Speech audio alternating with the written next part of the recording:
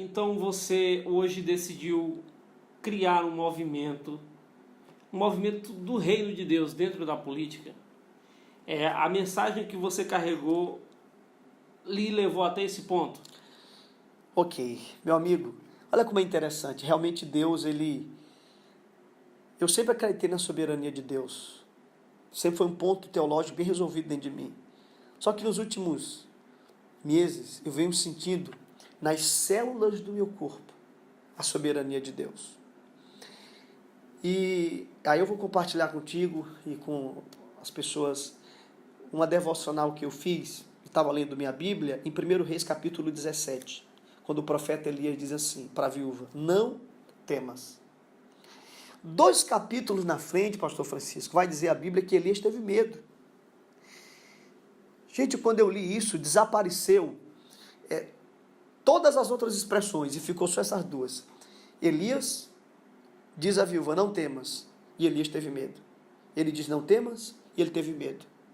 Interessante. Muito. E eu fui orar, e Deus disse assim: eu quero falar com você sobre isso. E Deus me disse assim: meu filho, a mensagem que o homem prega é a verdade que vai ser cobrada dele. Se você, pastor Francisco, prega muito sobre justiça, um dia os céus e a terra vão cobrar isso de você.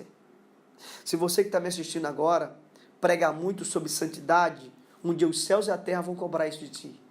Aí Deus pergunta para mim: meu filho, o que você mais prega? Eu disse: meu pai, eu estou há quase 20 anos pregando sobre igreja fora do templo. Uma igreja que adora a Deus do lado de dentro, mas que manifesta Deus do lado de fora.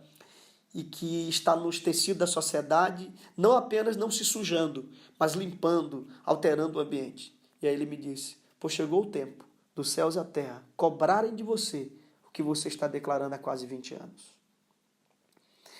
Eu lembro quando eu cheguei na minha cidade, eu não era conhecido como pastor, já era pastor. Eu regressei à minha cidade e as pessoas ainda lembravam de mim como jogador de futebol. Eu fui jogador de futebol e eu aproveitei aquela identificação e fui disputar os campeonatos da cidade. E eu lembro na época que eu fui extremamente criticado, especialmente pelos os religiosos, né? O pastor, em vez de estar pregando o evangelho na igreja, ele está jogando futebol. Mas na minha cabeça, a igreja não é um lugar, é um povo. E eu, pastor, estava manifestando o evangelho no esporte. Resumindo, hoje eu tenho 4 pastores da minha equipe local que eu ganhei nessa ida minha para o esporte. Depois fui para o mundo empreendedor, fui criticado. Eu tenho 2 pastores da minha equipe que eu ganhei nessa leva. Mas quando eu falo de política, pastor Francisco, as pessoas dizem: oh, pastor, mas política não, política é suja, não dá. Então, Deus está me chamando para eu ter essa experiência, para eu agregar autoridade à minha mensagem. Eu tenho 35 anos de idade, então eu quero agregar autoridade para declarar que um cristão, um pastor, um sacerdote, um padre, um cristão, ele pode ser um homem de Deus, fazer a diferença em qualquer ambiente. Interessante é que ninguém questiona um pastor e um padre professor. Já observou isso? Sim. Ninguém questiona. Não, você tem que escolher. Você é padre e pastor, ou você é professor. Ninguém questiona. Ninguém questiona um pastor advogado. Ninguém questiona um pastor policial militar. Mas todo mundo questiona um pastor político. Por quê?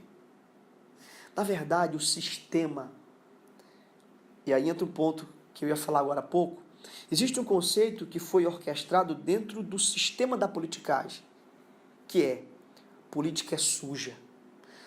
Não vá para a política, você quer de bem, porque você vai se sujar. Gente, quem orquestrou esse pensamento foram as pessoas que trouxeram o nosso país, nosso estado até onde ele está hoje.